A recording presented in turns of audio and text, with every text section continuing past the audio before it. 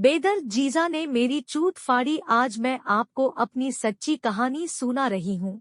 ये मेरी पहली कहानी है। मेरा नाम रानी है। मैं अभी जवान हुई ही हूँ। मैं अपना उम्र आपको यहाँ नहीं बताऊंगी। मेरी दीदी की शादी हुए अभी 3 साल ही हुए हैं। दीदी और जीजा दोनों पुणे में रहते हैं। मैं, मम्मी और पापा तीनों लखनऊ में रहते हैं। मेरा एक भाई है, वो हॉस्टल में रहता है। एक दिन की बात है, जीजा जी अपने ऑफिस काम से लखनऊ आए थे। उन्होंने फोन किया, मैं आ रहा हूँ। उस दिन संयोग से पापा और मम्मी दोनों ही धार्मिक चारधाम यात्रा पर जाने वाले थे।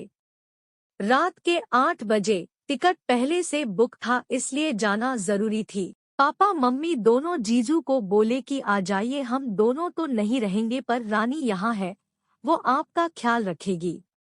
जीजा जी लखनऊ में 3 दिन रहने वाले थे। दीदी भी आती पर उनको ऑफिस से छुट्टी नहीं मिली थी। जीजा जी और मैं दोनों मम्मी पापा को रेलवे स्टेशन छोड़ने गए थे रात को 8 बजे। वह से आते आते 11 बज गए थे। खाना भी बाहर खाकर आए थे। घर आते ही जीजा जी का मन बदल गया था। वो कुछ ज्यादा ही रोमांटिक होने लगे थे। वो मुझे छेड़ रहे थे, कह रहे थे आज दीदी नहीं है, मुझे नींद नहीं आएगी। मैंने उनको कहा मैं बीवी नहीं हूँ, आपको दीदी आपकी बीवी है। आपको साथ सोने की आदत है तो आपको पुणे ही जाना पड़ेगा।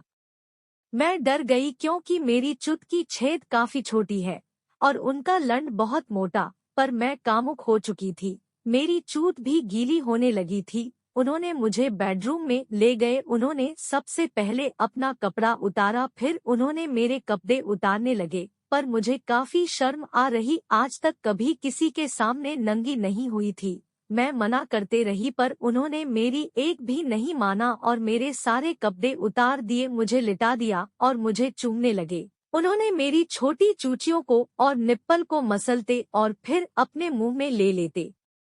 मैं सिसकारियों लेने लगी, अंगड़ाइयां लेने लगी। उन्होंने मेरी टांगों को अलग अलग किया और मेरी चूत पर हाथ फेरने लगे। मैं अपना होशोवास हो चुकी थी। मेरे होठ लाल लाल हो गए थे, मेरी आंख नशीली हो गई थी। उन्होंने मेरे अंगों से खेलते हुए बार बार चूम रहे थे। उन्होंने अपना उंगली मेरी चूत में डाली, मुझे बहुत दर्द होने लगा था। फिर उन्होंने वापस मेरी चूचियों को सहलाते हुए मेरे होठ को चूमा। फिर उन्होंने मेरी दोनों टांगों को अलग अलग किया। बीच में बैठकर मेरी चूत को दोनों हाथों से चीर कर देखा। उन्होंने कहा अंदर तो छेद भी नहीं दिखाई दे रहा है। मैंने कहा आज तक मैंने कभी भी अपनी चूत को नहीं छेड़ा। उन्होंने कहा आजकल की लड़कियां तो बहुत जल्द अपनी सील तुड़वा लेती है। मैंने कहा मैं वैसी नहीं हूँ। वो टूट पड़े मेरे ऊपर। उन्होंने अपना मोटा लंड निकाला, मेरी चूत के छेद पर रखा और घुसाने लगे। भला इतनी छोटी छेद में इतना मोटा लंड कैसे जाता। मैं बार बार उनको अलग करती, वो बार बार कोशिश करते। करीब 10 कोशिश के बाद उन्होंने अपना लंड मेरी चूत के अंदर घुसा दिया। मैं दर्द से करा उठी। मेरी चूत से हल्का हल्का खून भी निकलने लगा था। उन्होंने मुझे सहलाया और समझा, फिर हौले हौले अपना लंड मेरी चूत से अंदर बाहर निकालने लगे। मुझे दर्द बहुत हो रहा था पर 10 मिनट के बाद ही मेरी चूत खुल चुकी थी और अब उनका लंड अंदर बाहर आराम से आने जाने लगा था। मैं अपनी लय में आ गई और फिर अपना गांठ घुमा घुमा कर अपनी चूत के अंदर उनका मोटा लंड लेने लगी।